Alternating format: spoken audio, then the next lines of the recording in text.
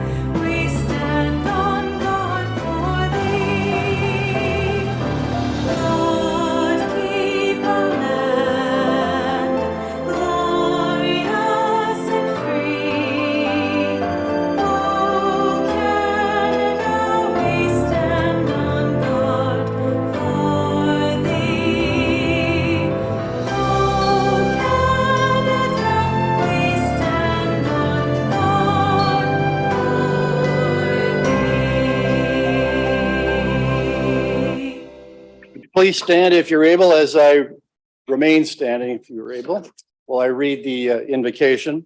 As we come here together, we recognize the great responsibilities that are laid upon us. Our council will always strive to understand the needs of the people we serve and to use power wisely and well. Our purpose is to establish and maintain a city of prosperity and righteousness where freedom prevails and where justice rules. Let us also not forget those who've served our community who are no longer with us, and that we continue to do the work that we must in their memory. Please be seated.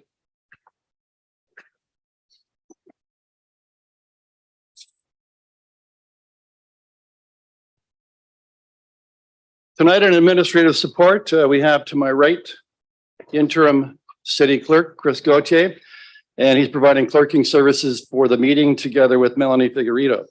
So, Mr. Clerk, would you please take the roll? Councillor Samwell. Here. Councillor Hunt.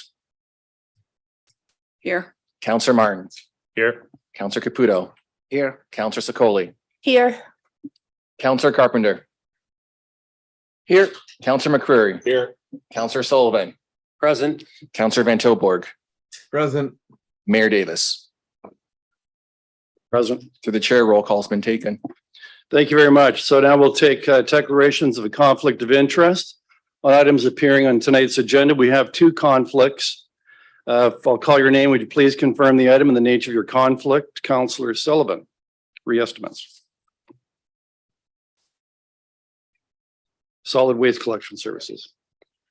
It's just involving solid waste collections, and I work for a solid waste collection service that actually provides the service for the city of Brantford. So. Thank you. Councillor Samuel. Sorry about that. In regards to the Brant County Health Unit as part of estimates as well. All right. Are there any other conflicts anyone needs to declare? Please raise your hand. Seeing no raised hands, we'll now deal with the separation of items in the committee reports for discussion purposes.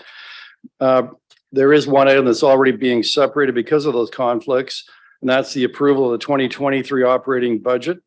Are there any other items contained within committee reports that members wish to be separated for discussion purposes? Councillor McCreary.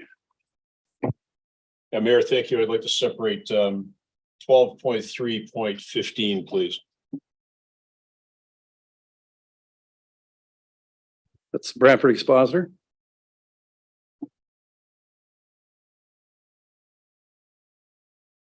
Any other separations? I'm going to ask that I think it's item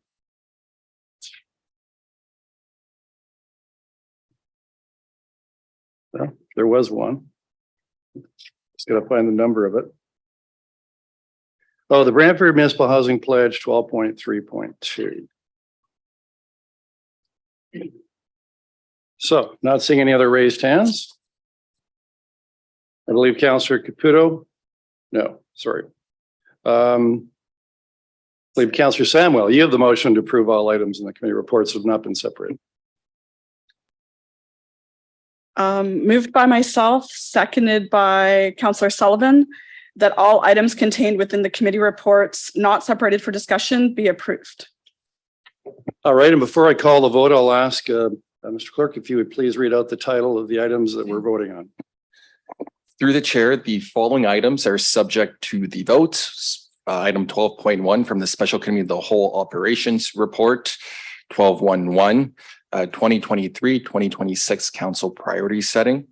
From the Social Services Report, item 12.2.1, amendments to the Housing Services Act, item 12.2.2, 2022 Centralized Housing Waitlist Annual Update.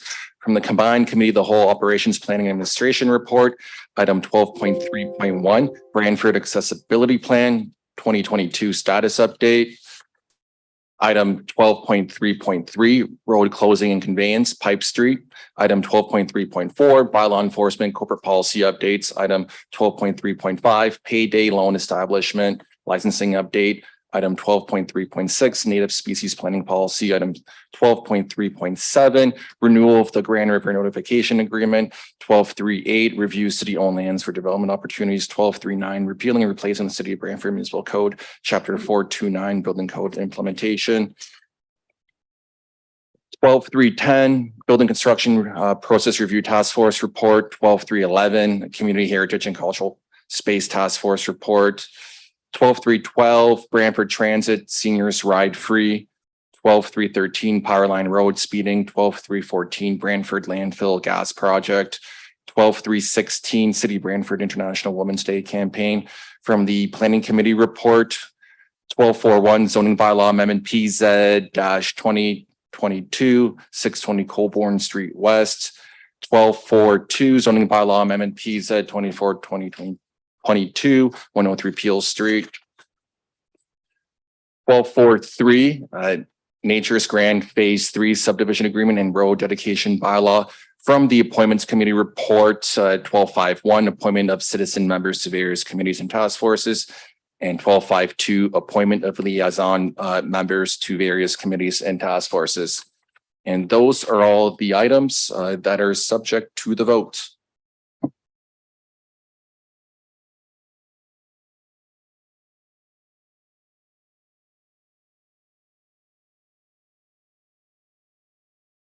Call a vote.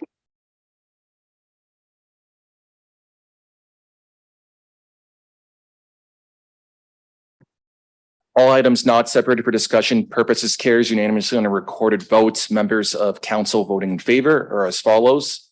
Councillors Sullivan, McCreary, Carpenter, Van Tilburg, Samuel Hunt, Martin, Caputo, Sicoli, and Mayor Davis.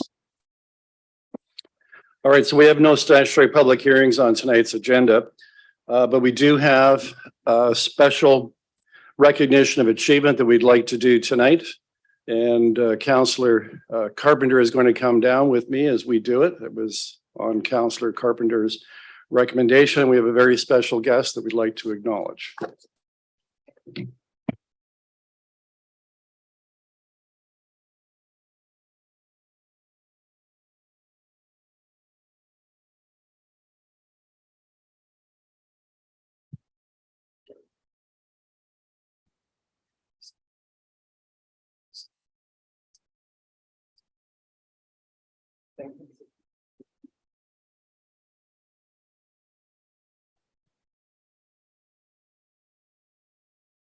So this is, we don't do this every council meeting. We only do it when the occasion merits it. And certainly is one of the very most enjoyable parts of having a council meeting is recognizing citizens who have accomplished something very special, justifying recognition at a council meeting.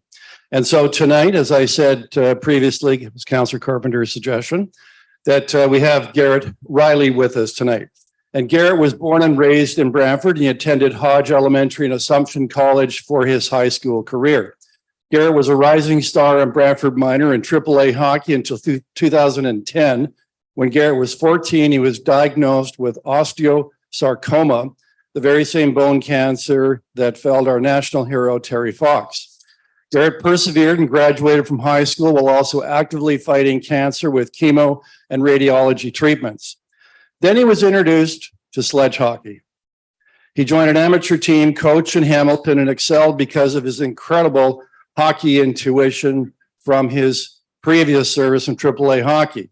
He continued to shine through the game of hockey as he mastered sled. He was invited to join the provincial para hockey team, and they won gold nationally at the Paralympic Games hosted by the city of Brantford through the sports tourism department. He was the top scorer for that event. Cancer took his leg and it was replaced with a prosthetic knee joint and a leg in 2017. To add greater insult, he injured his good leg in a game in the United States and was medically repatriated back to Canada. He again met with adversity, but gained greater determination. He refused to give in, and although it looked like his hopes for a position on the national para hockey team were dashed, he kept fighting back in the finest of Brantford spirit. On instinct, he went out west to a national camp for the Paralympics to show his progress, and they took him to China as a backup. In his first game, he got an assist. The next game, he got a goal. And in the series final, Team Canada came second against Team USA, and he and his teammates proudly carry the 2022 silver medal home to a very proud nation and a proud city.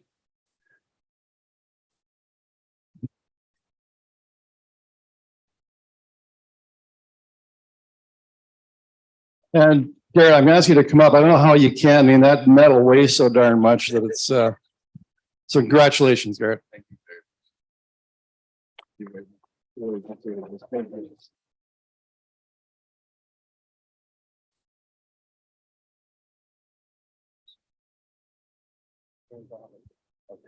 you. Now, we do have a certificate for you. And this certificate, it's on behalf of the mayor's office and also the council, and it's recognizing the achievements that you've had, Garrett, not only just in making the nationals and going to Beijing, but everything that you've done through your life, demonstrating what the determination of spirit and hard work can do to overcome the most difficult of situations. And so there you go, Garrett. I hope you'll take that. Thank you very much. And another handshake. And Councillor Carpenter, you'd like to say a few words.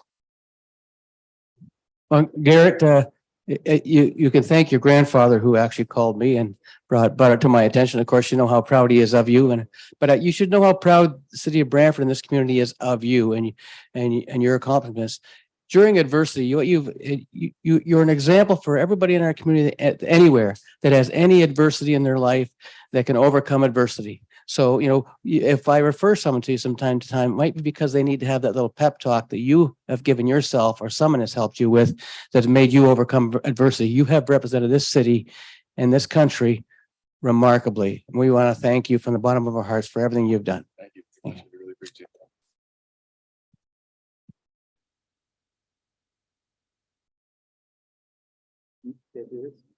that. All right. So Garrett would like to say a few words. Well, I just want to thank everybody for obviously having me here tonight and for this recognition. It was a lot of obviously hard work, but I couldn't have done it without all the support that I have here tonight. They've all meant the world to me, and sorry. And it's just without having that support, I wouldn't be standing up here with these gentlemen. So I just want to thank everybody again, and I appreciate it a lot.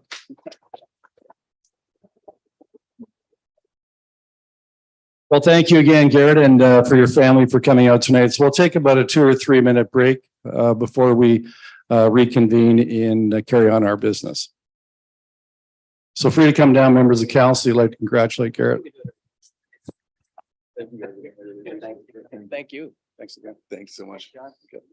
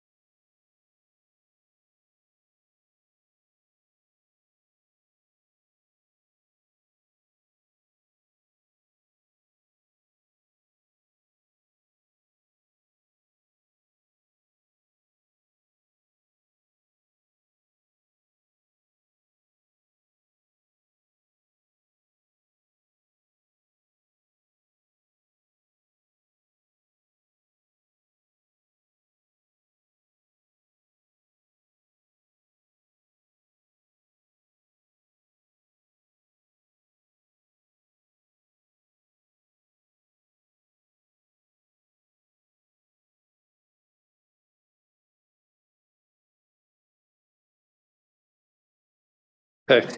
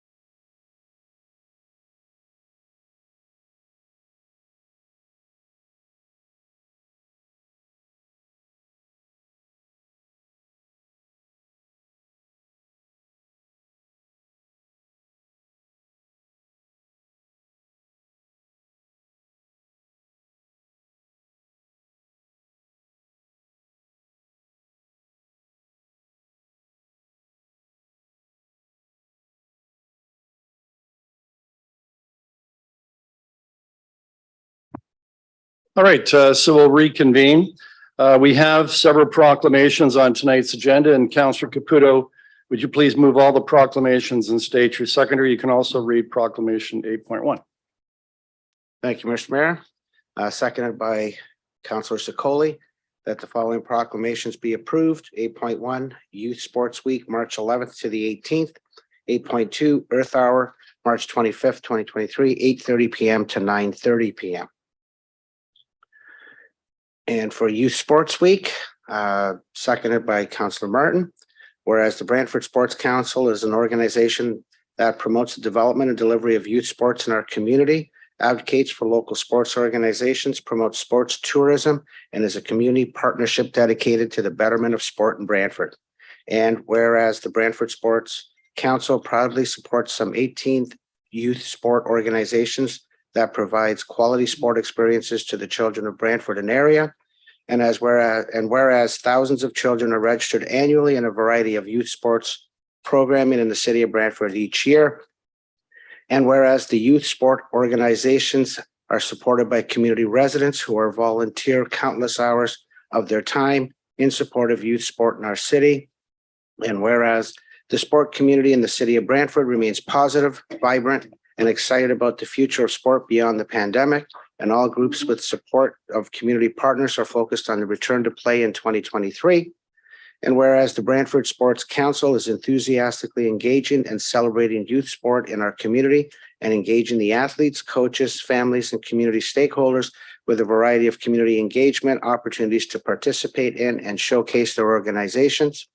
And whereas in recognition of this week, a number of members from the sport community will join Mayor Kevin Davis at Harmony Square on Saturday, March 11th at 9:30 a.m. as he raises the flag to announce the annual sports awards and recognition program to promote youth sport in Brantford, and to acknowledge and honor the many volunteers and community stakeholders that support the sport programming offered in our community. Now, therefore, be it resolved that the Council of the Corporation of the City of Brantford hereby proclaims the week of March 11th to 18th, 2023 as Youth Sport Appreciation Week in the City of Brantford.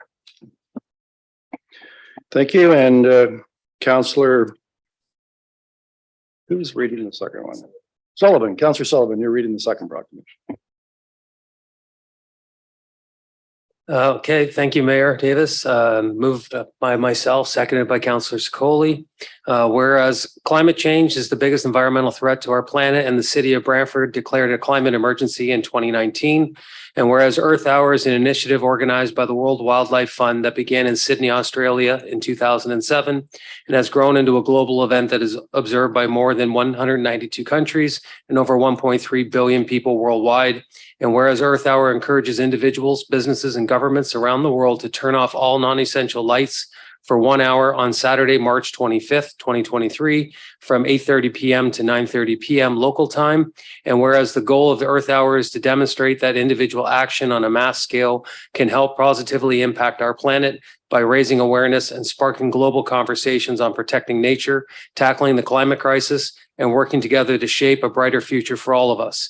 And whereas Earth Hour can educate the community on the threat of climate change and what an individual and a business can do to make a difference every day, and to get as many individuals, households, and businesses as possible to turn off their lights as a symbolic statement that now is the time to take action on climate change. And whereas the residents of the Brantford can unite with the rest of the world for our home and spend 60 minutes doing something positive for our planet, whether it's by picking up trash at a park, cooking dinner with sustainable ingredients, planting a tree, or getting together for Earth Hour event with friends and family, all Brantford residents can join the biggest hour for the earth. Now, therefore, be it resolved that the Council of the Corporation of the City of Brantford hereby proclaims the hours between 8:30 p.m. and 9:30 p.m. local time on Saturday, March 25th, 2023, to be Earth Hour in the City of Brantford, and encourages all City of Brantford residents to participate in this global initiative to demonstrate their commitment to finding solutions to climate change and by turning off all non-essential lighting during this time period. Mr. Clerk, please call the vote.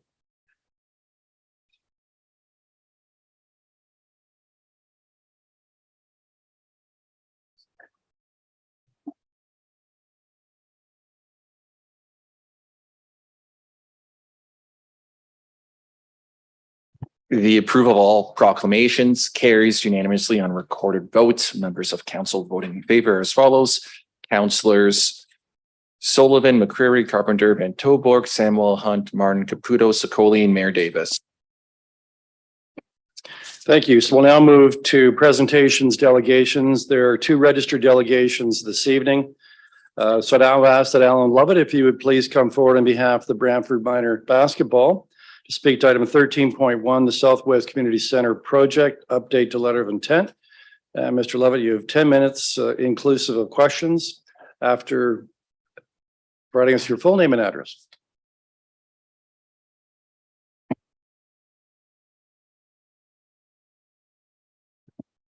Thank you, Your Worship. Alan Lovett, 205 Dufferin Avenue, Brantford.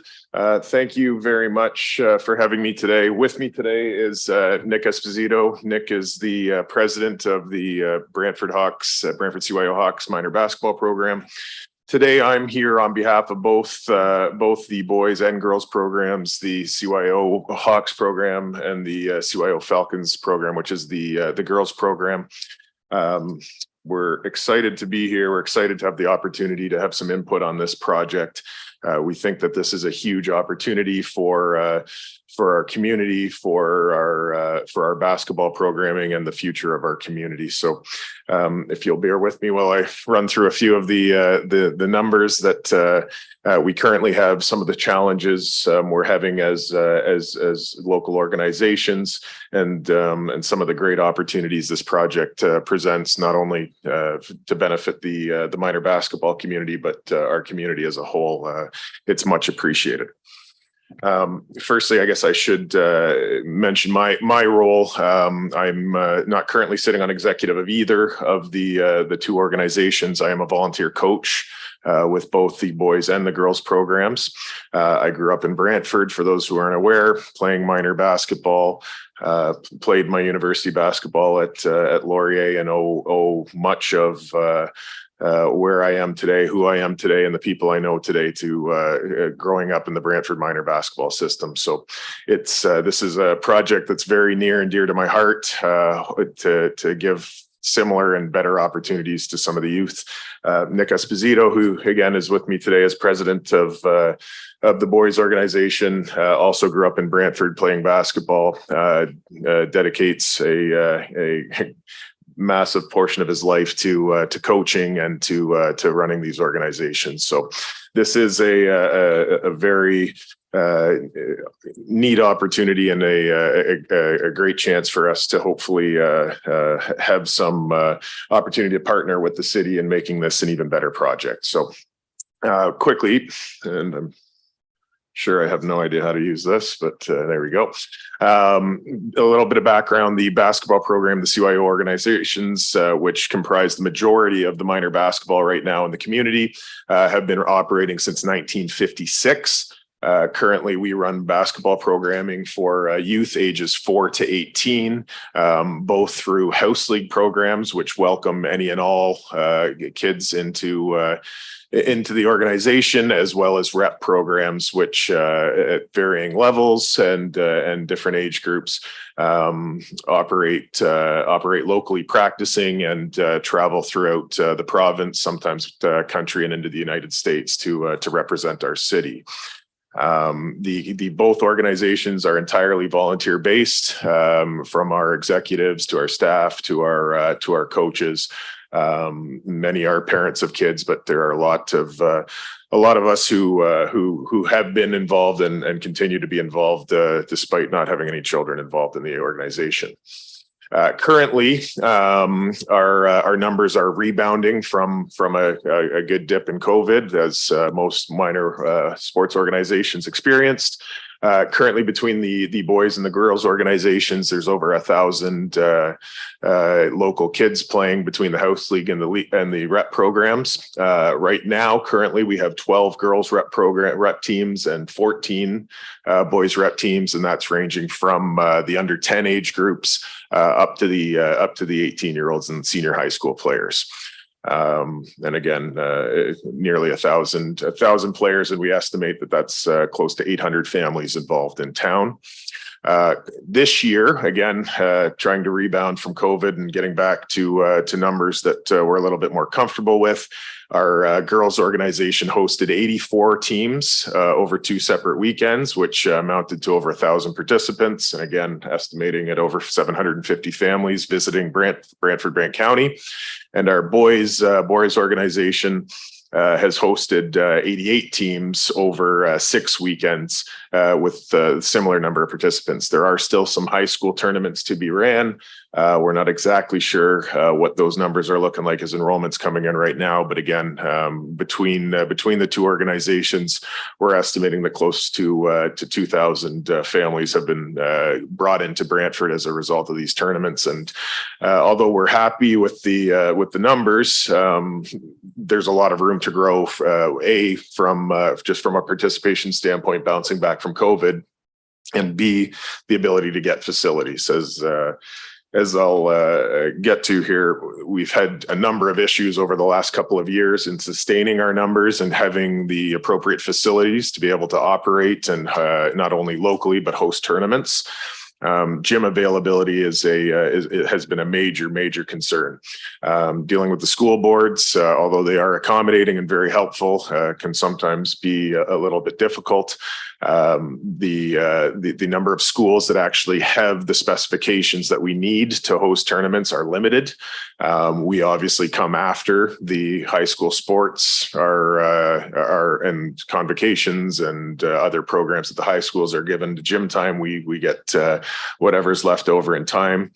This year especially has been difficult in securing dates ahead of time with the CUPE strikes that were lingering at the beginning of the school year, with the school board not being able to commit to long range planning on bookings.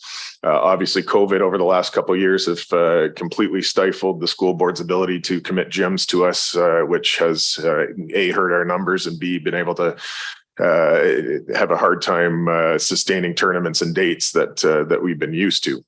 And then lastly, as I've got on the slide, multiple bookings always ends up being an issue with us, again, kind of getting the leftovers of what's left of the gym time. The biggest problem we're having outside of gym time is the facilities and finding adequate gyms to be able to host tournaments, events, and different games that we would like to have visiting teams from different communities coming in. The Ontario Basketball Association, which governs our ability to host tournaments and to bring in the provincial competitions, has a set of minimum standards and a number of other criteria they identify in addressing potential host sites, and one with the school board not being able to commit sites to us. We haven't been able to secure these gym times, and two, with the current city facilities that we are very appreciative and use quite frequently, they do not meet the specifications in which the Ontario Basketball Association requires us to have. So we to date have not been able to host these Ontario Basketball League, Ontario Basketball Association, and Ontario Championship competitions as we wished we could have. I've got a list, and the staff report that I did have a chance to look at has identified a number of the specifications that the Ontario Basketball Association requires us to have if we were to host some of these events. I'll get into the events a little bit later, but just quickly to talk about this is the main consideration we're here today for, to ask council to consider when planning through and working on the Southwest Community Center is if we have the opportunity to have facilities which meet the specifications, which we can play in, which we can book on a regular basis, and that we can convince the Ontario Basketball Association that we can host events at, we have a great opportunity as an organization not only to grow our internal numbers, but to land these competitions and bring hundreds, if not thousands, of new families into Brantford to use our hotels, our restaurants, our facilities, and help contribute to the economic viability of this community. So very quickly, you've got them, and a number of these are contained in your report.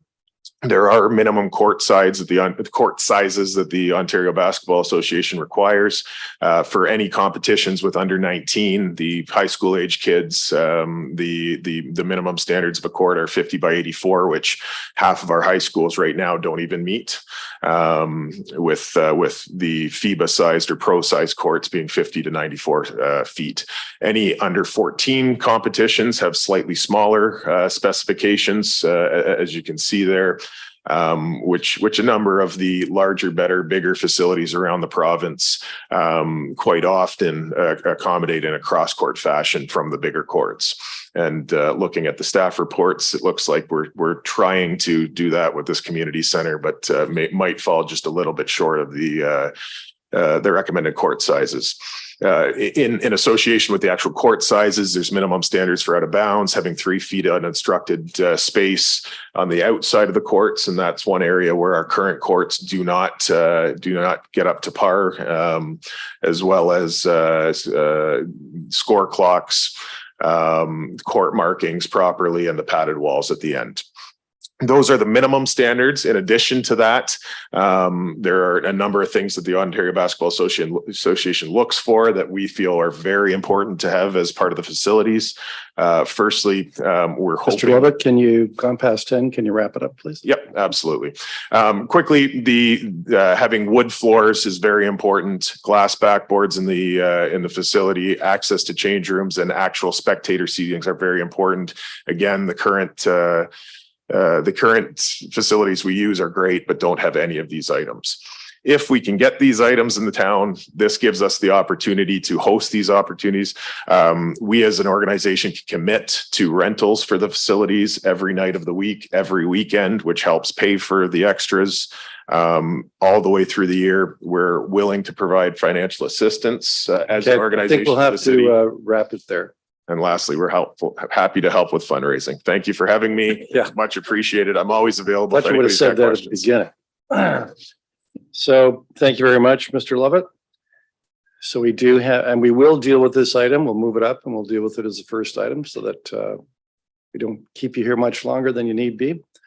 So next I'll call up Richard Beedham, and he's here for the Brant Youth Volleyball Club, speaking to the same item. I was attending virtually. All right. So if we can bring him in for the virtual lounge, please.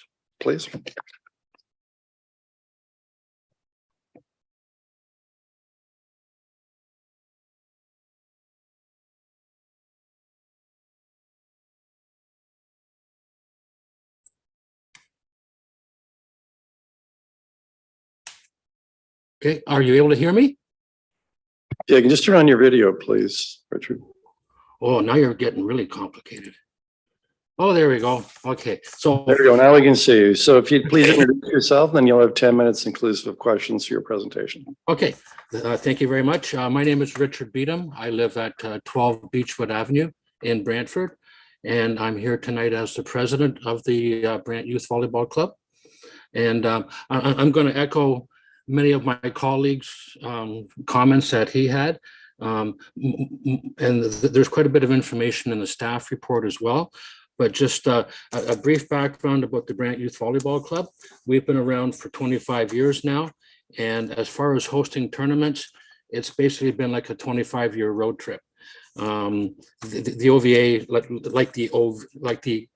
similar to the OBA, the OVA has minimum court requirements. And even if most of the gyms in the city were available, most of the dimensions are not adequate. And I'm speaking mostly on our competitive side that plays in tournaments against cities and towns from across the province as well. The big areas that we're lacking are the dimensions around the court, like the end lines, the sidelines, and the height of the gyms. In most of the gyms that are in Brantford, it's the end lines that are the problem. There's just not enough space back there for the kids that are jump serving and that sort of thing. So to hear that the city was considering enhancing the size of the courts that were going to be included, that got all of us pretty excited. So in the volleyball world, the Ontario Volleyball Association does not own their own gyms. They rely on clubs to bid and host their tournaments. The provincial organization does all the organizing and the ranking and the scheduling, but they rely on the local clubs to host the tournaments. And in the past, basically, we haven't really bid on very many because there just isn't the facilities available. This year, the OVA has reached out to us 4 times. Basically like within about a 3-week period of the tournament being played, saying basically that they are out of facilities, and unless one of the 9 teams involved in the tournament can find a place to play, then the event's going to be canceled. So there was 4 of those phone calls this year. One of them went by the wayside because another club jumped in to host that. We were able to answer their call 3 times this year. 2 of those tournaments we hosted in Simcoe, and 1 we hosted in Paris. And the only reason we could host it in Paris was at the high school. They have a 3rd gym, and it's very small, but the tournament that was being played was a 4-on-4 for 12-year-olds, and it plays on a smaller court, which was able to fit inside the gym. And lo and behold, the school wasn't being used that day, so we were able to host 1 tournament in the Brantford area, but it wasn't in Brantford. So I think the staff has included most of our requirements in their report, so I'm not going to rehash those. But if we like this, it's like Mr. Love said, this is a wonderful opportunity that we have to have a facility that would come up to provincial standards, that would allow us to allow our athletes to play in front of family and friends instead of having to travel out of town for the whole season. So that is basically all that I have to say. I'd welcome any questions. Thank you, Richard. We'll see if there are any questions for you. Nope, not seeing any questions, but I want to thank you very much for tuning in virtually, yourself and Mr. Lovett, to augment the information we have for the decision we need to make tonight. So stay tuned. We're about to deal with that item. Okay, thank you.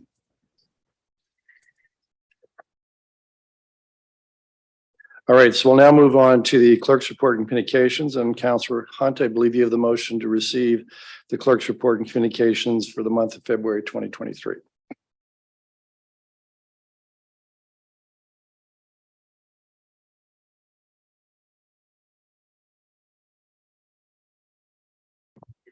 Turn your microphone on, please. Moved by myself, seconded by Councillor Carpenter, that the clerk's report on communications for February 2023 be received. Any discussion? Seeing none, clerk, take the vote.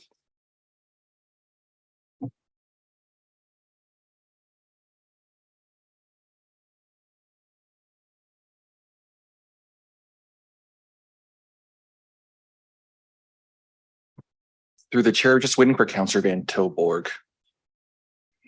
Appears he's absent. Yeah, it looks like he's absent.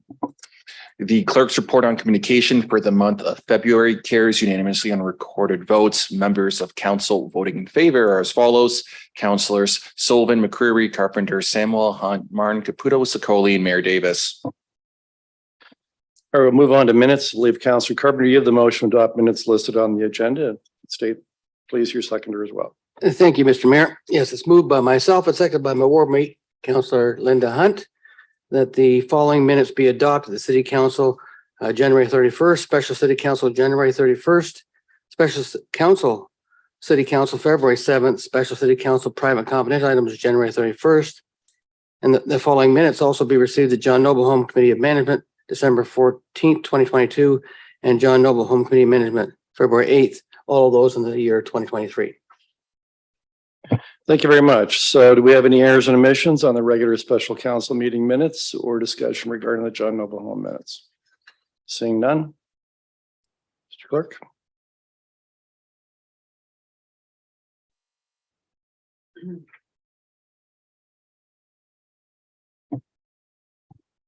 The minutes carries unanimously on a recorded vote of 9-0. Members of council voting in favor are as follows: Councillors Sullivan, McCreary, Carpenter, Samuel, Hunt, Martin, Caputo, Sicoli, and Mayor Davis.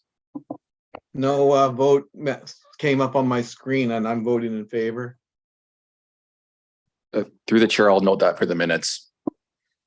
Thank you, Councillor Van Tilburg. So we'll move on to item 12, which is the committee reports. And before we take up the items that were separated, we'll of course deal with 13.1, which is the Southwest Community Center project. Update to letter of intent, as there were two delegates this evening to speak to that item. I believe Councillor Sicoli, you have the motion to move item 13.1. Would you please read that and state your seconder? With pleasure. Moved by myself, seconded by Councillor Sullivan, that staff report 2023-170 Southwest Community Center project update to letter of intent be received, and that B, that the city staff be authorized to sign an update letter to the original letter of intent jointly with the library to the Grand Erie District School Board to indicate changes required and to confirm the intent to continue to pursue a shared facility in the Southwest. May I speak to it? Yes, you may. And since this wasn't dealt with before, it's 2 4-minute speaking opportunities. Go ahead. Perfect. I'll open up. I just want to point out to my councillor colleagues that while this is located in Ward 1, this is a win for all of Brantford, not just in Ward 1. It makes sense to do the work now, to do it right, and to do it in a way that supports the entire community. So, you know, we say we're the self-proclaimed tournament capital of Ontario.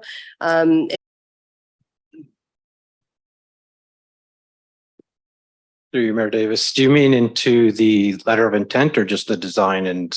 Yeah, the design specifications. How do we take it from today to the day we open with respect to ensuring these dimensions are met? So through you, Mayor Davis, we have we're covering the city's interests on our end in terms of the project team. So the Grand Erie District School Board is the lead on the project. So all the design considerations within this will be within the letter of intent or letter of understanding, which will then form that partnership in terms of what the design drawings will have. And so with this, we'll put these dimensions in there and then they'll be carried through the school board does require us to update this so that they can update their board as well in terms of the updated letter of understanding. Thank you very much for that. And I'm quite happy to support this tonight. It's good to see that Ward 3 won't have to carry the entire sporting world on its shoulders from now on. That Ward 1 will have a first-rate sports facility as well.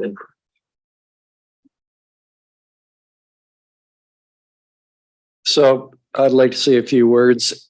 First of all, in terms of how this happened, well, first of all, the fact that it's happening, and finally, after a decade, we're moving forward to develop the Southwest Shellard Lane park area in a way that is going to truly benefit the residents of Shellard Lane and, of course, the residents of the city and sporting organizations through our city. And that's really great news. But it's also great news in terms of what it speaks of and says of our staff. And we've seen this happen, for example, the Dufferin Park and the pickleball players telling us very clearly that they needed more, they needed some proper courts. And because of their input and the fact that they made a representation to our staff, changes were made to that design. And likewise with this happened largely in part to citizens stepping forward like Mr. Lovett and his organization, his executive, asking to meet with staff and telling staff what the situation was for minor youth basketball, and staff, to their great credit, looking at, okay, what can we do to accommodate these groups and these sporting organizations, not only to benefit those children or youth involved in the activity, but also as part of the spirit of tournament capital, which is what we proudly call ourselves. And so I thank staff very much. And I also thank Mr. Lovett and Richard for your organizations and the input that you've provided. I have one question for staff. Can you just give us a quick summary for the viewer how this project has changed, both in terms of the concept, what was included before, what's being added, and what the impact is on cost, both because of this and also inflation? Just a quick little thumbnail sketch, please. Through the chair, this project was initially, it is a joint build project with an elementary school, recreation center, and a library. The original size of the gymnasium was a typical elementary school gymnasium of about 6,500 square feet and a rec center gymnasium of the same size. After these consultations with the sports groups and asking for an enhanced gym size to be able to host these tournaments, we increased the size for both the school gym and the rec center gym. So we have two full double gyms now, which can be divided to be actually 4 smaller size gyms. The increase in size for each gym was about 2,500 square feet. Total increase is about 5,000 square feet, which gives us the space and capacity to have these OBA size basketball courts and the OVA size tournament size volleyball courts. As far as costs, the increased cost is hard to say. They're still working on a Class C estimate. We estimate it to be in the $4 million range increase over the Class D estimate, which earlier this year it came in at around $15.8 million for the recreation center. So that's where we're at now. Class C estimate we're expecting to be within the next month. Design of this project should be completed in the summer, and we're hoping to move into construction at the end of this year. Great, thanks, Gord. So, Councillor Samuel. I just wanted to add that I wanted to share that I'm pleased to be supporting this tonight as well. As Councillor Sicoli said, it's going to be great for the whole city, not just Ward 1. I look forward to the library, the school, and everything, as well as the opportunity to have tournaments there.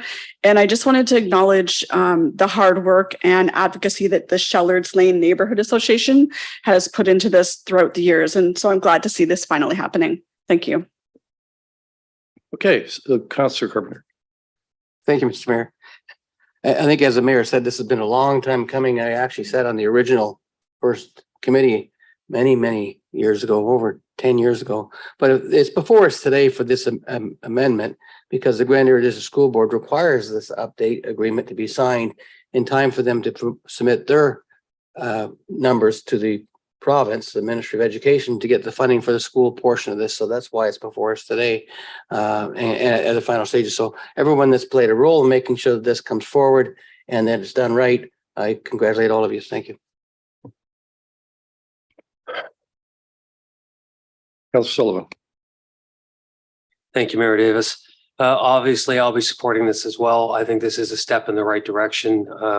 Obviously, Ward 1 does have some areas where it is lacking with amenities, and I think this will contribute to helping those amenities develop, as well as, like everyone else has said, it's a full benefit to the entire city. And I want to thank staff for all the work they've done. Thank you. Councillor Van Tilburg. Hi, I'd just like to get some clarification on the dollar figure. Now, was that $4 million on top of the 15.8? And so is that $19 million specifically for the rec center? And is that our cost, not the shared cost? Through the chair, yes, that would be our cost, and it would be the 4 million on top of the Class D estimate. So around 19 million, yes. And so the school board side, is their figure going to be similar or half that or a third of that? Or is it, how do they put their budget in? Their budget will be significantly larger than ours because their school is about twice as large as the rec center. Excellent. That's what I wanted to know. Thank you very much.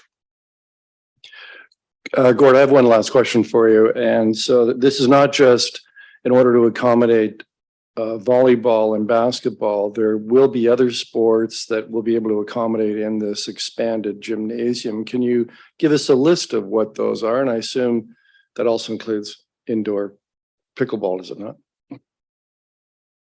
Yes, through you, Mayor Davis. Basketball, volleyball, badminton, pickleball. We hope to have tournaments, 6 tournament-sized pickleball courts, if not more. We're working on that, and equal amount of badminton courts. And I'm sure our recreational staff can program other sports, indoor sports in that facility. Okay, with that, I'll call the vote.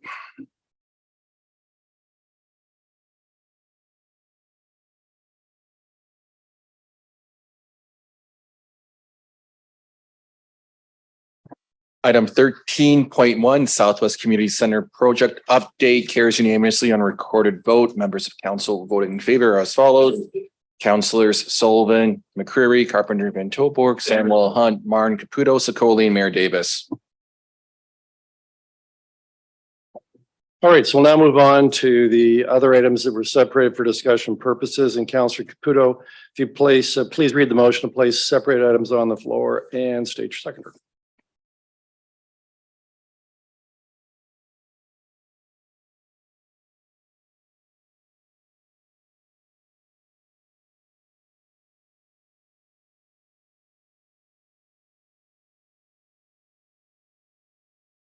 It will be moved by myself, seconded by Councillor Carpenter, that all items in the committee reports, items 12.1 to 12.6, separated for discussion purposes, be approved. All right, so the first matter we're going to deal with is 12.3.2, the municipal housing pledge. I asked that be separated, so I'll speak to it first. I noticed that when I wasn't here and this was dealt with the combined cow 2 weeks ago, there wasn't much comment on it. And there has been a lot of comment about this. This is the provincial housing pledge. And there have been other communities that have, well, reacted, shall we say, in a rather negative way to the housing pledge. I'm very proud to say that our municipality has not. And it's due in part to what is this housing pledge? That's the province. The province, in its defense, and I'll say a few things critical about the province in a minute, but in their defense, this is not just a number they pick out of midair that this is how they want the province to grow. It reflects what the experts are telling them will happen in Ontario over the next 20 to 30 years. We're the fastest growing Southern Ontario area in North America. Through changes to the federal immigration levels and also student immigration and refugee applicants from across the world, compounded by the situation in Ukraine and incidents like that through the world. There are a lot of people that want to come and live in Ontario. And based on that, it's approximately 1.5 million units, housing units a year that must be built in Ontario every year for the next 10 years to meet that demand. And the best we've ever done in this province is building 750,000 units. So we're gonna have to do twice as well as we've ever done in the past. And it's critical we do that. Otherwise, the housing crisis will continue.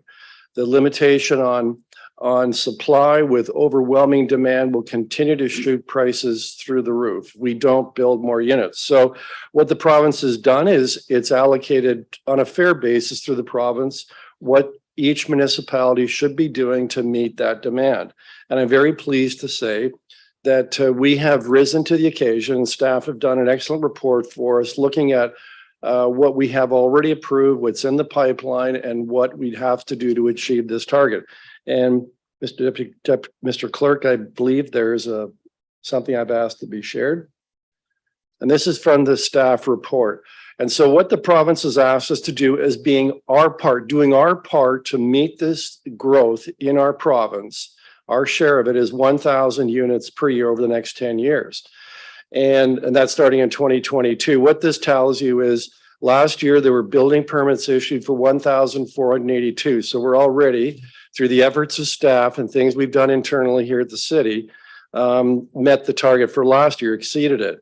Then you go to the top right, housing units approved and unbuilt, 1,962. And then there's housing units that are in the developed pipeline. That means they're going through an official plan amendment or rezoning or site plan control. There's 2,916. And then there is pending that are likely expected applications, 2,776. So that equals 9,000 units. We in Brantford are doing our part. We're going to do more than this. We have to do more than this if we want to meet the housing crisis in our province. We're not complaining, we're doing here in Brantford. And this is due in large part to the support of this council, to the various initiatives we've been doing. It's due in large part to the efforts of staff, not just in putting this report together, but improving the development review process. It's not perfect yet. There's still more work we have to do. And so what's left to meet these targets, what do we have to do as a city? Well, we continue to approve housing applications that are submitted. One, it's critical that we service the boundary lands because much of this does require the boundary lands north of Power Line Road to be serviced with infrastructure. But there's also something the province has to do.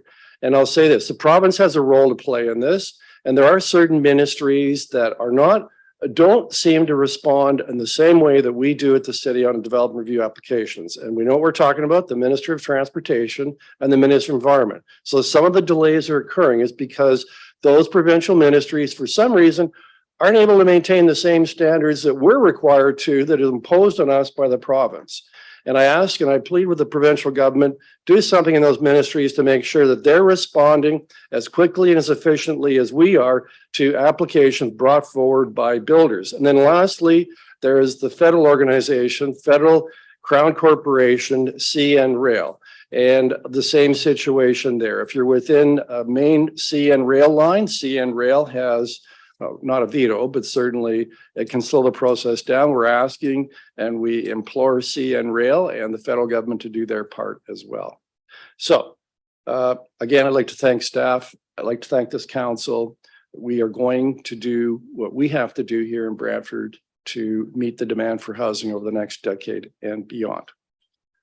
So with that, unless there's any other comments, yes, Councillor McCurry and then Councillor Carpenter. Mayor, thank you very much. It's all well and fine for us to agree to provide housing. I wonder if the province has indicated how much of this they're willing to pay for. And I wonder if the province might consider an entreaty from this and other municipalities to relieve us from some of the stupid, bloody things they make us do. I don't know, gee, what comes to mind? Stormwater inspectors that we've added into the budget this past year, or environmental assessments for roads like Powerline Road that already contain a road right of way, and for which the environmental assessment largely would only tell us perhaps that we need to replace the habitat for the Western meadowlark, or as Councillor Weaver would say, pay for some pretty expensive cat food. So I wonder if there's an opportunity for us, perhaps not an exchange, but perhaps for us to voice our concerns to the province about the things that the municipality is made to do, which are completely pointless, needless, and impact upon our ability to be able to fund such things as housing. So is that a question you're putting to staff? And before I do that, would you please retract those words, stupid and bloody? That's unparliamentary language. I think it's uncalled for in this context. I'd ask you to please retract those words. If you'd like to provide the definition for those words, Mayor, I'd be happy to consider that. Please withdraw them, or I'm going to ask you to apologize. Sorry, which words? Stupid and bloody. It's unparliamentary. Would you please withdraw those words? Oh, okay, stupid and bloody, I take it back. I will substitute other words for those, and I'll leave those to the discretion of the imaginer to picture those substitutions, Mayor. Great. All right. So can we have staff? Can you, is anyone prepared to answer that question? You're Hutching. Ken, through you, Mr. Chair. Brian Hutching, CEO. To Councillor McCurry's first question, there has been, as some people know, the province that did announce they would make municipalities whole. We have not received any of that communication regarding that, and they also referred the federal government contributing to make the municipalities whole. There has been no communication on those sorts of subsidies for many things we've lost through Bill 109 and Bill 23. The second part of the question, I think Mr. Breeze was ready to answer that regarding other costs. I think we can put that together in a motion, maybe create a notice of motion for council and look at that and send that to the province regarding other costs, such as ones you referenced regarding EAs and sewer inspectors and things like that. So there's a whole list of other things too, as you well know. So we can work on a notice of motion with you, Councillor McCurry, and put that forward to council and approve that in the future. And if we could, please make sure that there's no word in there that triggers the mayor. I can make sure of that, Councillor. Thank you. I knew you would, CEO. Councillor McCurry, you're getting close to the line, so I'd please ask you to recognize that we're to use polite and respectful language here. Councillor Carpenter, you're next. Thank you, Mr. Mayor. I mean, the mayor's comments were appropriate. I just wanted to say that those that think that the province is building more houses is going to somehow reduce the cost of housing, I don't believe that's going to be the case.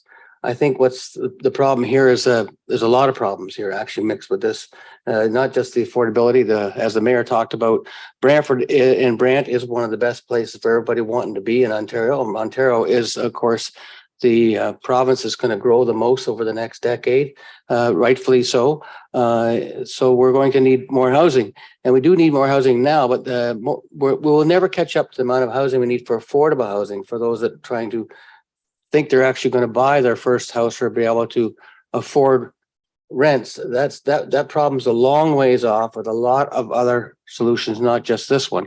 I know this one was sort of touted by the province as here's your answer to affordable housing. Well, this is not the answer to affordable housing. This is the answer to more housing at the more higher price. We'd have to build an awful lot of housing to accommodate the need to reduce the price. We might think about some regulations that talks about those that absentee owners of properties, the number of individuals that own rental properties.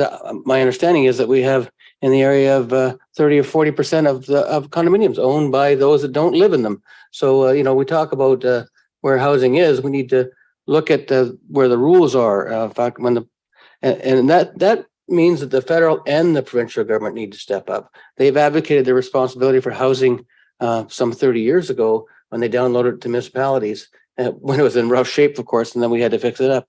But we need to get the federal government and the provincial government back into the housing market, housing portfolio, and creating housing opportunities in communities across this country and across the province. Thank you. So, Mr. Clerk, please take the vote.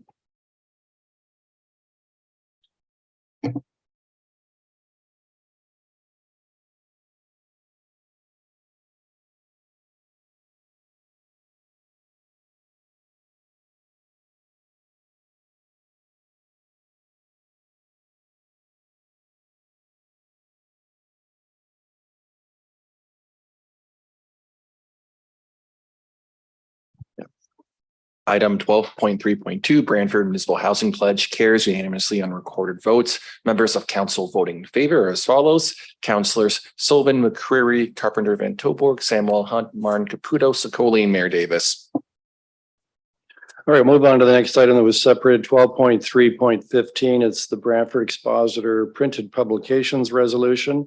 Councillor McCreary, you asked for that to be separated. That is correct, Mayor, and thank you very much.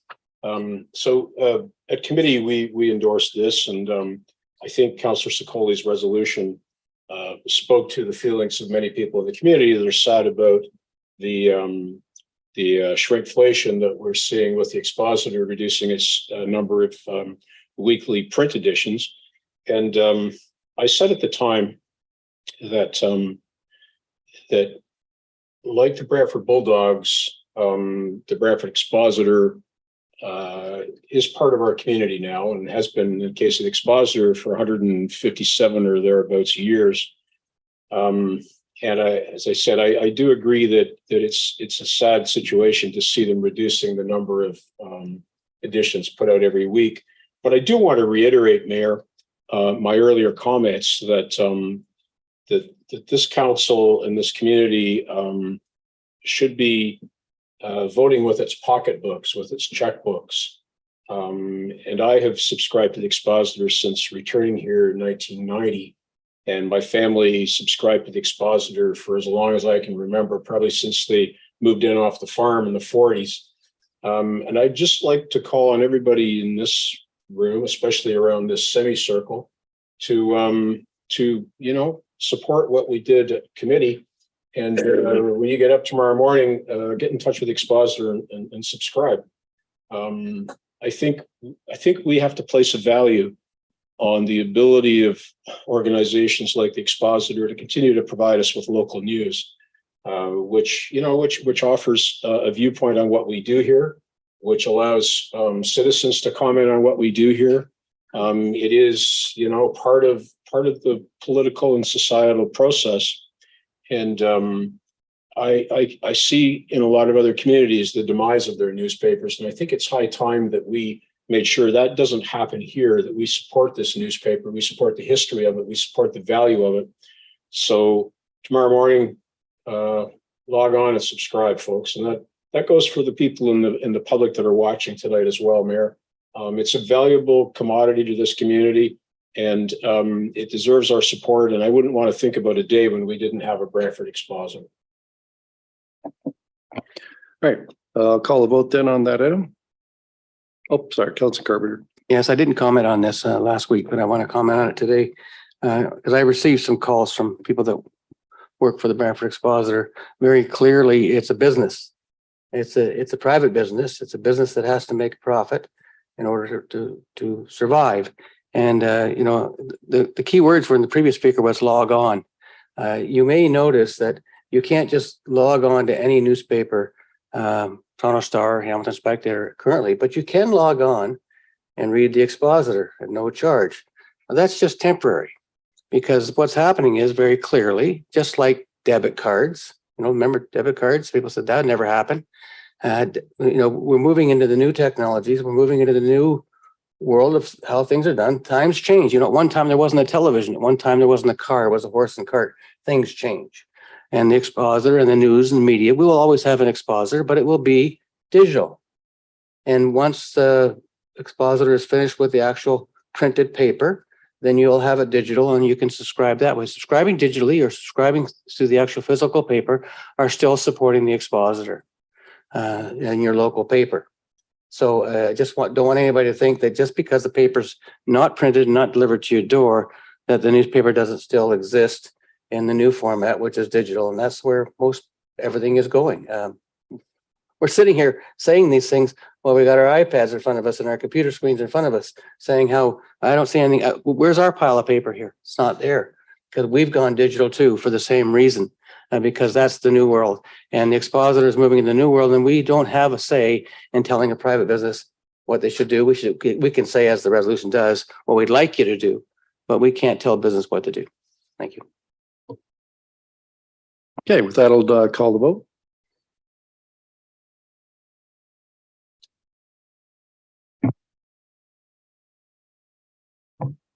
Item 12.3.15, Brantford Expositor Printed Publications carries on recorded vote of 9-1. Members of council voting in favor as follows: Councillors Sullivan, McCreary, Van Tilburg, Samuel, Hunt, Martin, Caputo, Sokoli, Mayor Davis. Members opposed, Councillor Carpenter. All right, so we'll now move on to the last separate item, which is the City of Brantford operating budget. And we're doing that because there were two conflicts declared. So we'll deal with those first, and then we'll deal with the approval of the budget as a whole. So let's deal first separated. The estimates report solid waste collection services, that's 8B2, and that's because of the conflict declared by Councillor Sullivan. So any discussion regarding approval of that item? Seeing none. Mr. Clerk.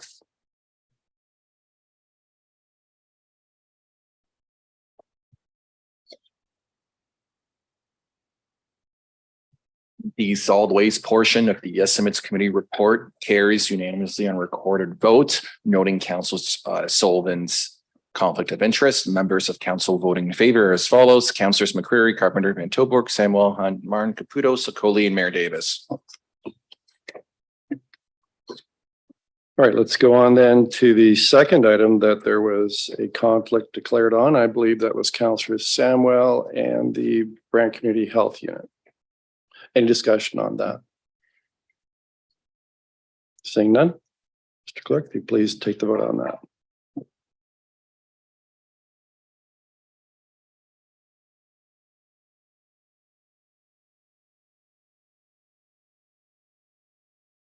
The Brant County Health Unit portion of the estimates report carries unanimously on recorded votes, noting Councillor Samuel's conflict. Members of council voting in favor as follows: Councillor Sullivan, McCreary, Carpenter, Van Tilburg, Hunt, Martin, Caputo, Sokoli, and Mayor Davis. All right, so we'll now move on to approve the budget as a whole. And before I call the vote on that, any discussion on the budget? Councillor McCreary. Mayor, thank you. At estimates committee, sorry, you'll have to bear with me on this, Mayor. At a previous meeting, we conducted a vote to send the police budget back to the board, and that vote failed for lack of a majority. I wonder if the mayor or staff could indicate how to reintroduce that item. Through the chair, with the referral back to the police services board, that would have to be a reconsideration from council. Those steps would require that the mover and the seconder is a member of council who voted on the prevailing side, meaning somebody who voted against the referral. I could pull up the minutes from the previous meeting to determine whom those members were. And that's basically the process for it. Because we're not providing notice provisions, it'd have to be a 2/3 vote. Thank you for that. And through the mayor again, I wonder to the clerk, I was not on the prevailing side. I wonder if it would be procedurally okay for the clerk simply to poll and see if any member here would be willing to reintroduce that. No, I'm going to rule that we not do that. If someone wants to do it, who voted against referring to the police services board, they can do it, and now's the time to do it. So is there anything else you want to say in completion of your comments on the budget? Mayor, thank you for sharpening my focus. I see that there aren't any willing takers, but I would thank you for the indulgence and allowing me to make my point. Thank you. That concludes my comments, Mayor. All right, I'd like to say a few words about the budget. I'm actually quite, get the timer set, quite proud about this budget. And I wasn't here when we dealt with it in the final basis 2 weeks ago. You know, I mean, municipal budgets, they have a tremendous impact on the lives of residents, you know, from key services such as water, wastewater, garbage collection, public transit, and the safety of our neighborhoods. The city budget sits at the heart of our community's development, a major factor in residents' quality of life. And, you know, like other municipalities, we're facing skyrocketing costs, economic realities that are out of our control, you know, cost increases due to supply chain constraints, volatility in fuel costs relating to the war in the Ukraine. And despite all those challenges, our staff here at the City of Brantford have risen to the occasion. They've prepared a budget. Thank you very much, Joelle, and everybody that was working for you and working with you, that maintains current service levels, in some cases responds to growth-related pressures with increased service levels, and includes investments that will make a significant difference in the quality of life in our community, which we heard earlier tonight, such as the Shellard Lane Southwest Task Park project. So I'd like to take this opportunity as mayor to thank all the city staff and all the commissions who've had a hand in preparing this budget, you know, and recognizing how important it is to maintaining service levels in our community with balancing that against fiscal responsibility. Staff from across this organization, they've been working in this budget since August of last year. And I got to say, very impressive. Their ability to deliver a very effective and efficient budget really shows what the competence and the dedication and commitment of our staff. You know, Brantford's operating budget, which includes average tax increases for the homeowner of 2.24%, that is the second lowest increase in the province among large single tier municipalities over $100,000, second only to Barrie.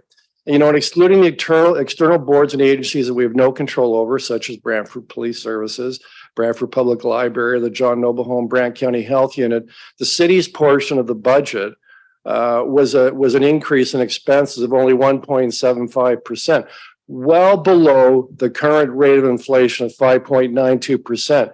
And you know, when we do this, nobody in the community kind of says anything. Like, I think it's amazing. And I'm speaking on behalf of our great staff and council.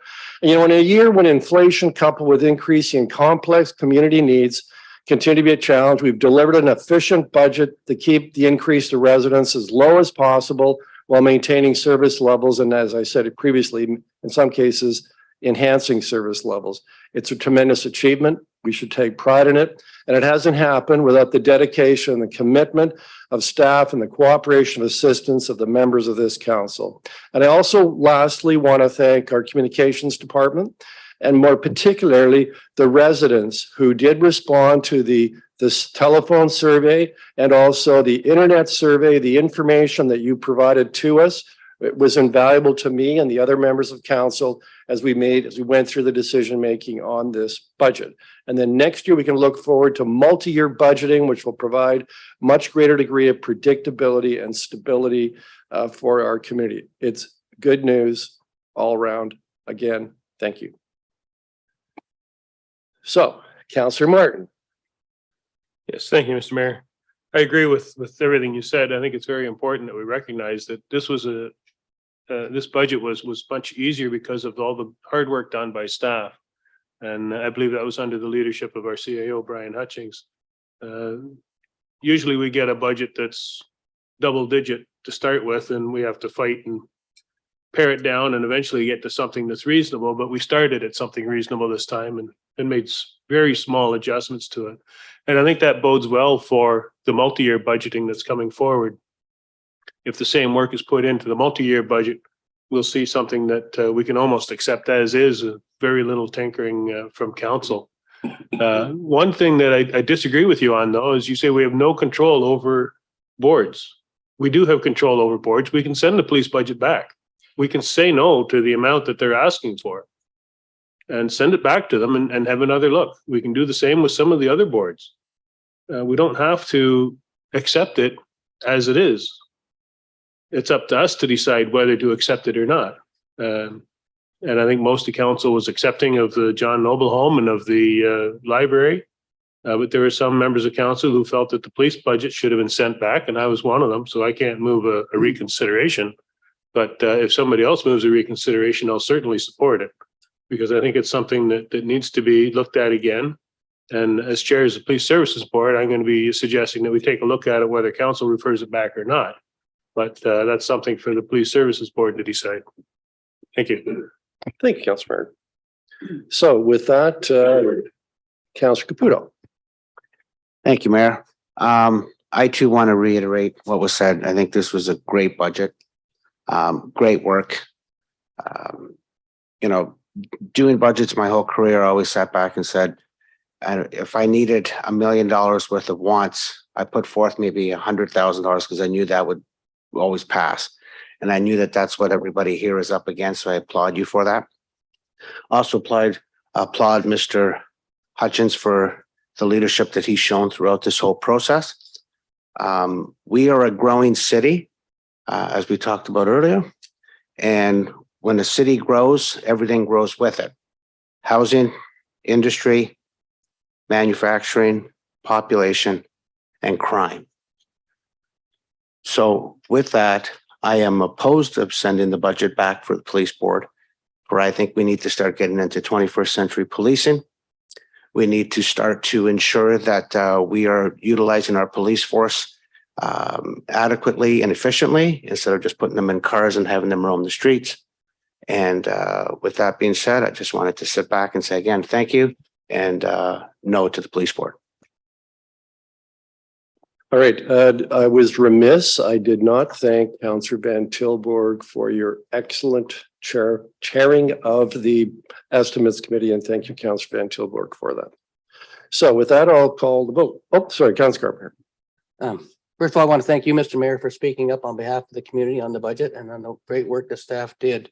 Thank you for your leadership there. The budget here, we talked about the budget, and Councilor Caputo, thank you for speaking on behalf of the need for the police services to be modernized and brought into the 21st century in a budget that is bringing forward a lot of administrative work and employment in order to put police officers more boots on the street instead of having police officers do administration work. So I'm very much in favor of our chief and the direction that he's been going. So maybe that means we make a different. We decide. I think, as I said, who serves on what boards, and maybe that needs a change. We'll see. But having said that, I'm pleased with the budget. There was one thing in there that sort of still sticks in my craw a little bit about the budget, and that's the and no disrespect to anybody intended, and that's the $50,000 celebration for 10 years of the Wayne Gretzky Sports Center. That seems to be a party for $50,000. I know some of that's fundraised, but about $30,000 of that's actually in the budget.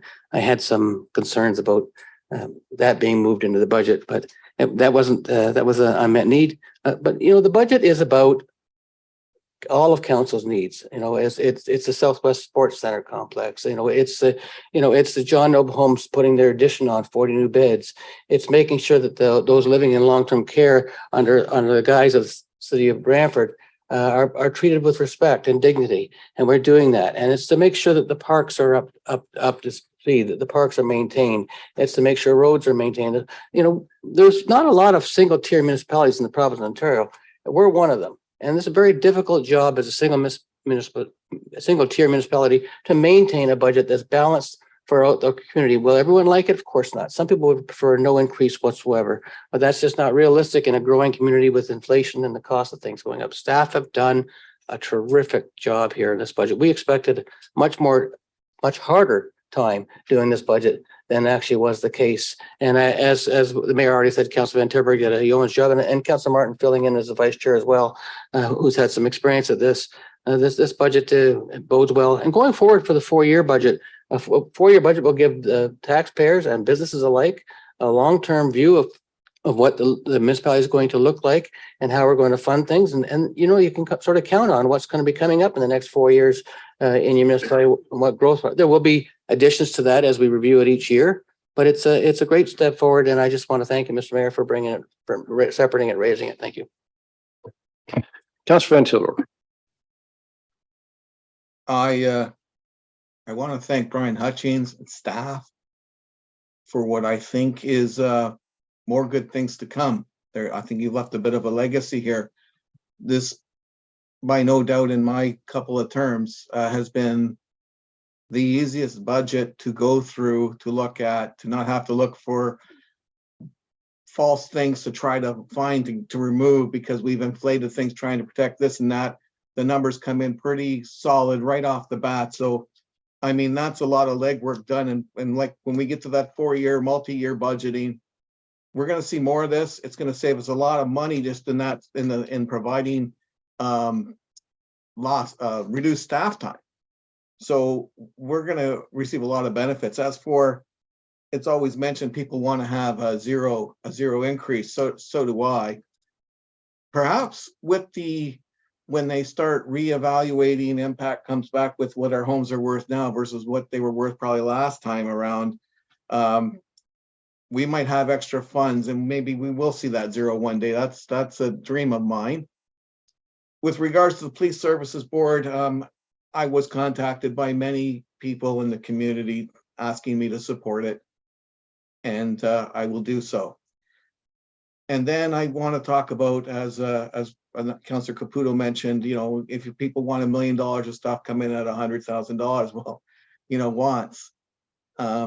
Most of this budget, quite frankly, a lot of this budget is needs and have tos. We must do. The want, I mean, the example would be the Wayne Gretzky celebration 10 years after it's built. I honestly, I'm a little puzzled by that.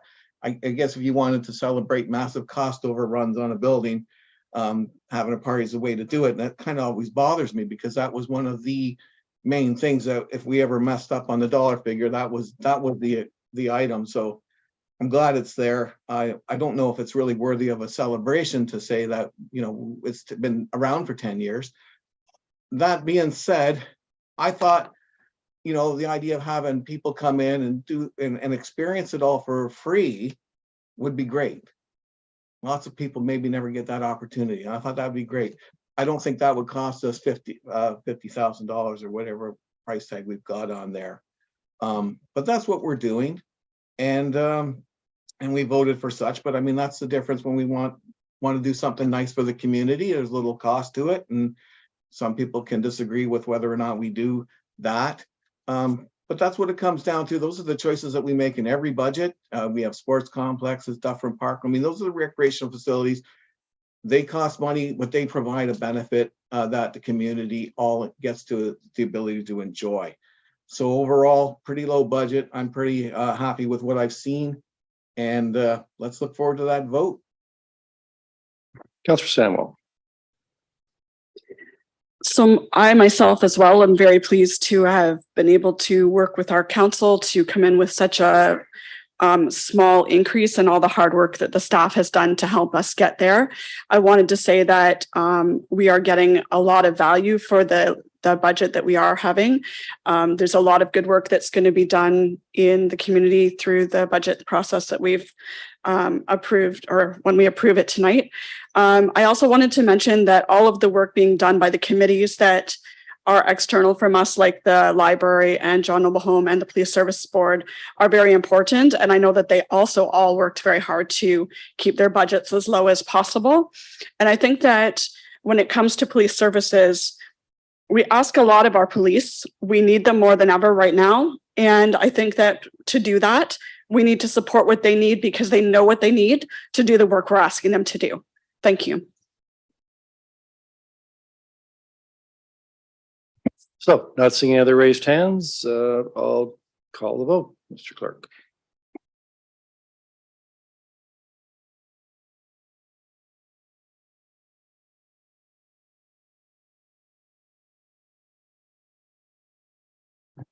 The approval of the estimates committee report with the remaining items carries on recorded vote of 7-3. Members of council voting in favor are as follows: Councillors Sullivan, Carpenter, Samwell, Hunt, Caputo, Sokoli, Mayor Davis. Members of council opposed: Councillors McCreary, Van Tilburg, and Martin. Done. All right, so urgent reports. We did have an urgent report. We already addressed that earlier this evening. We have no resolutions on tonight's agenda, but we do have 3 notices of motion. And Councillor Sullivan, you have 2 of them. If you please read the title of both your notices of motion.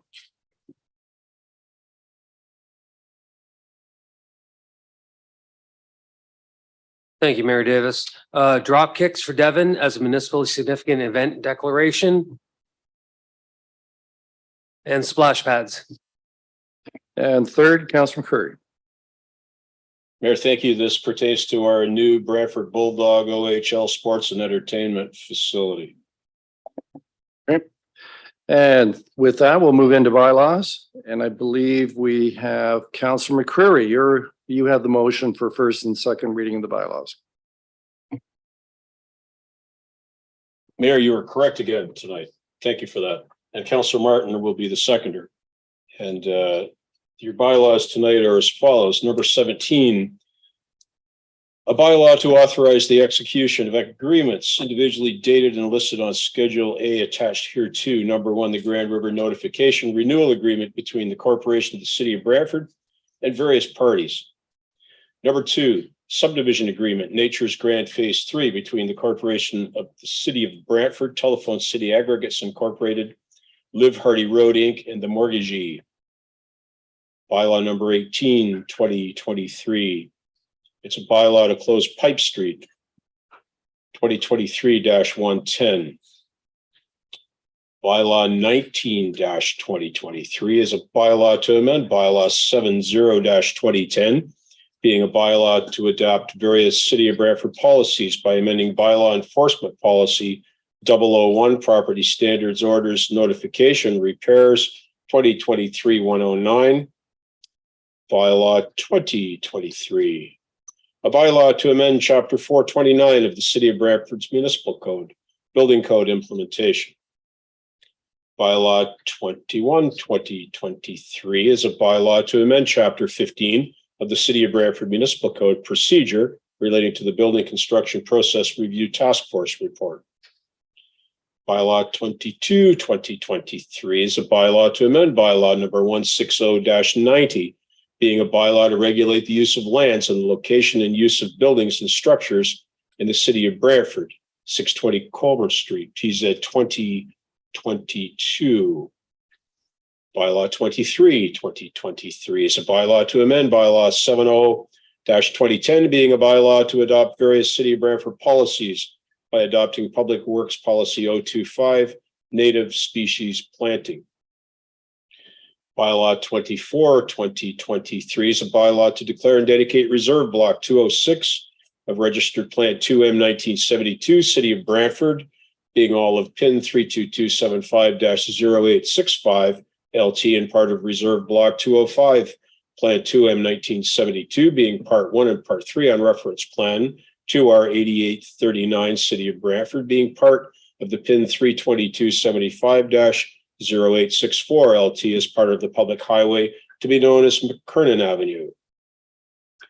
Bylaw 25, 2023, a bylaw to declare and dedicate Reserve Block 202, Registered Plan 2M-1972, City of Brantford, being all of PIN 32275-0861 LT as part of the public highway to be known as Sherrill Avenue.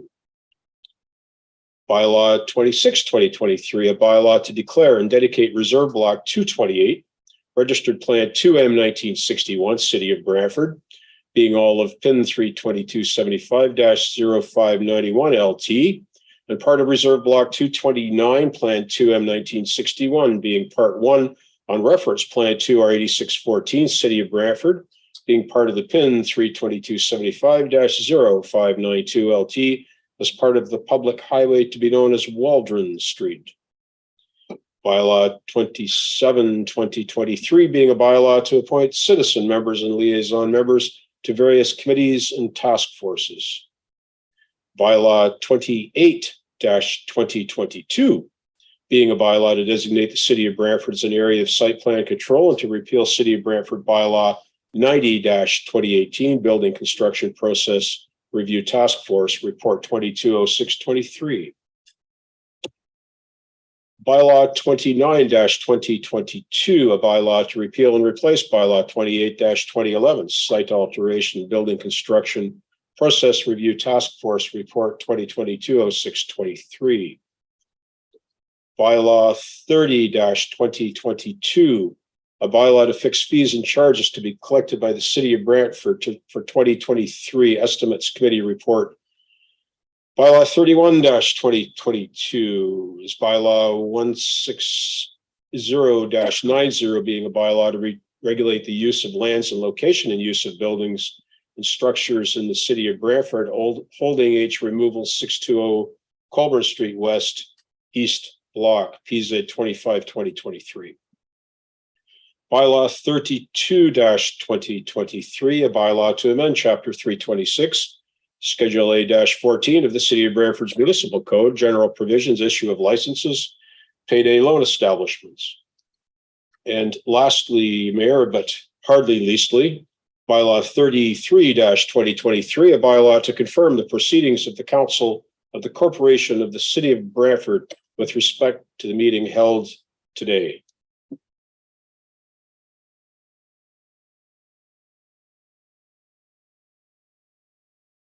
Councillor Curry, there is a revision there. We've got a bylaw 34-2023. That's the 103 Peel Street. Oh, do you have that? I'm looking for it on the big screen.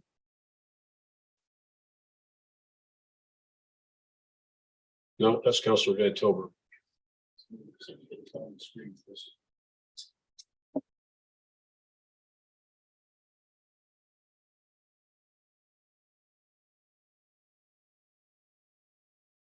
And thank you for that, Mayor. I take back what I said about 33 being lastly, but not leastly. We now have 34, which is a bylaw to amend bylaw 160-90, being a bylaw to regulate the use of lands and location and use of buildings and structures in the city of Brantford, PZ 24-22-103 Peel Street. And that concludes the bylaws, Mayor.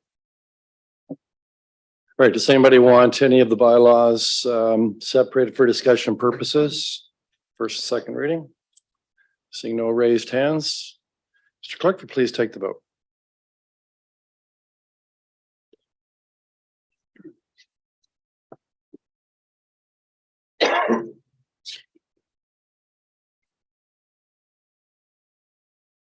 The first and second reading of all bylaws carries unanimously on recorded votes. Members of council voting in favor as follows: Councillors Sullivan, McCreary, Carpenter, Van Tilburg, Samwell, Hunt, Martin, Caputo, Sokoli, and Mayor Davis.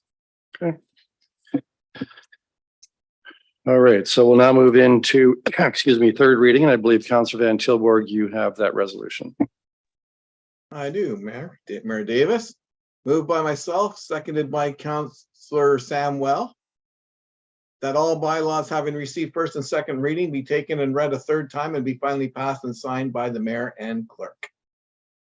Thank you. Anybody want any of those bylaws separate for discussion purposes at third reading?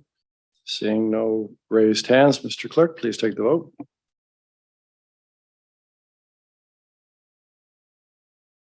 The third and final reading of all bylaws carries unanimously on recorded votes. Members of council voting in favor as follows: Councillors Sullivan, McCreary, Carpenter, Van Tilburg, Samwell, Hunt, Martin, Caputo, Sokoli, and Mayor Davis. So before we go into announcements, I'd like to make an announcement myself. And this is Mr. Hutchings' last night. He then goes on vacation for 3 weeks. But I can tell you that I'm not going to make any comments tonight because we will have another event later in the month to properly acknowledge Mr. Hutchings. But I did want to say something about my staff. I don't talk enough about how great and helpful my staff are. One of them who is here tonight, Sasha Hill Smith. And we didn't deal with it tonight, but it wasn't separated. The priorities report Sasha had a very major role in the preparation for that, and I wanted to thank her very much for all her time and effort in that. Unfortunately, that wasn't separated. It's a great report setting out the priorities for our next 4 years. Lastly, if you haven't had a chance to see it, suggest you come downtown at night to see the beautiful city clock tower as it's now backlit. So with that, I'll go to Councillor Sikoli, announcements. I don't know why you got me all sad before I have to talk here. I'll keep my remarks for Mr. Hutchings for later on. But we do have a neighborhood meeting in the Ward 1 area, the original West Brant area.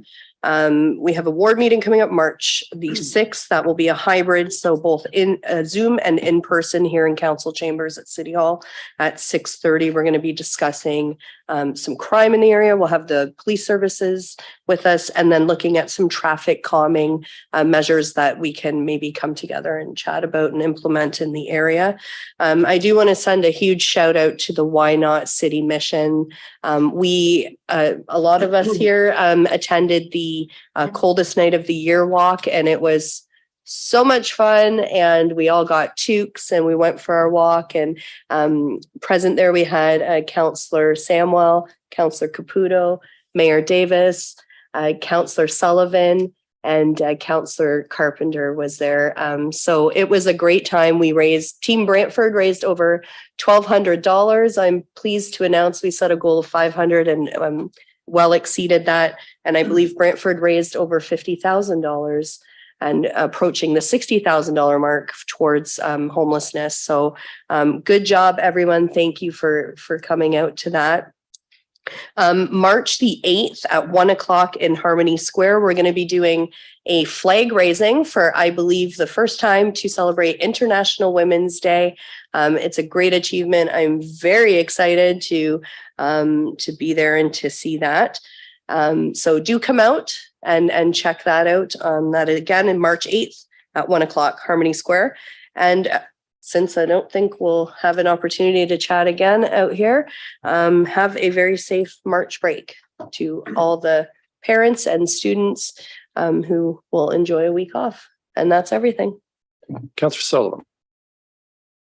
Thank you, Mayor Davis. I just want to thank all the city staff out there that's been doing our snow removal. You guys have been doing an excellent job. I know we got some more inclement weather coming this week, and I just ask people to be patient. There's 1,100 kilometers of road that has to be serviced, and I really just ask you just to be patient and work with our staff. They're doing the best they can. Thank you. Councillor Caputo. Thank you, Mr. Mayor. So recently we had a Dufferin School community meeting on traffic calming with some citizens. And I think that went very well, but we came up with some ideas that can help calm that. A week ago Thursday, we had to leave the Civic Center early with the Bulldogs to attend an Aber Road traffic calming scenario. And that was a very interesting evening. I just wanted to do a big shout out to Rob Smith and his staff, because every one of those meetings came back very, very positive with some great outcomes to come to that. Next Thursday night, will be at Glenhurst for a proposal in the city for a restaurant to be put into Glenhurst, which I'm very excited about. And I still wish that we could probably put something over the water with some nice glass overlooking this. The Grand would be wonderful, but it's certainly an opportunity for us to be able to expose that. And that's going to be presented also by a gentleman, Grant, who used to own On the Lamb. Councilmate John Sluss not here tonight. He's sick, but certainly appreciated Councillor Carpenter bringing us up to tonight with the fact that, we brought us back to when we didn't have TVs, and we brought all those things back. As remember Councillor Sluss talking about today when we were talking about electric plugs and whether or not that's similar to a beta and a VHS. So with that being said, great day yesterday here at the city, having our photos taken, and thanks for Women's Day. Very interesting having some things shot here, and the colorful Councillor Sikoli yesterday afternoon. Councillor Martin. Thank you. I just have one very special announcement. Tomorrow, my grandson turns 1 year old. Kyron Donald Martin. He has the middle name Donald because that was my dad's name and they share the same birthday. Councillor McCurry. Mayor, thank you very much. It's been very emotional tonight, especially hearing about the young lad. He does resemble his grandfather in all respects except one. I want to just talk about some things that we've done recently. First of all, I was happy to fill in for the mayor and my ward mate at the Brantford Garden Club regional meeting. It's incredible to find out the number of things that go on in the community that really don't bubble up to the top unless you hear about them. These folks entertain people from all over the Southwest at the Fairview Church on the weekend, and there must have been 70 or 75 people there. Just absolutely incredible to see what people in Brantford can do and how we take leadership roles.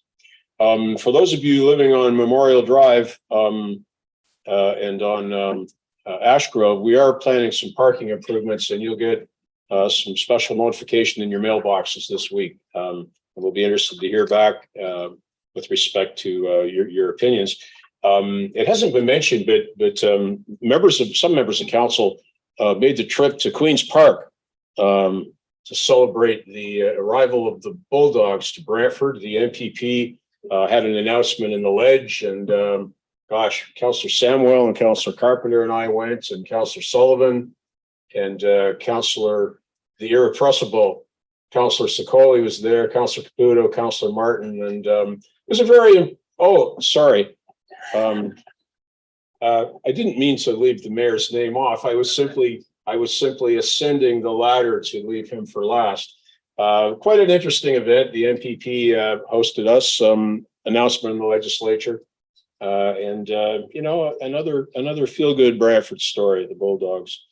And lastly, just a reminder that, and I'm not going to name anybody by names, but if you happen to own a business on King George Road or on Fairview Drive, I'd just like to remind you to clear the snow. And I'm thinking back to the mayor's criticism of my use of adjectives, so I won't put any adjectives in front of that tonight.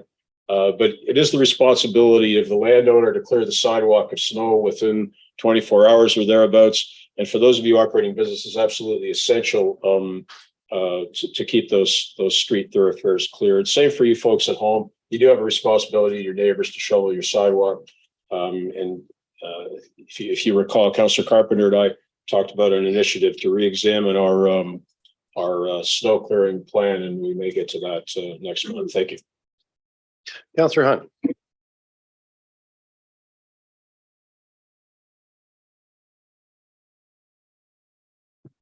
Did I have an announcement?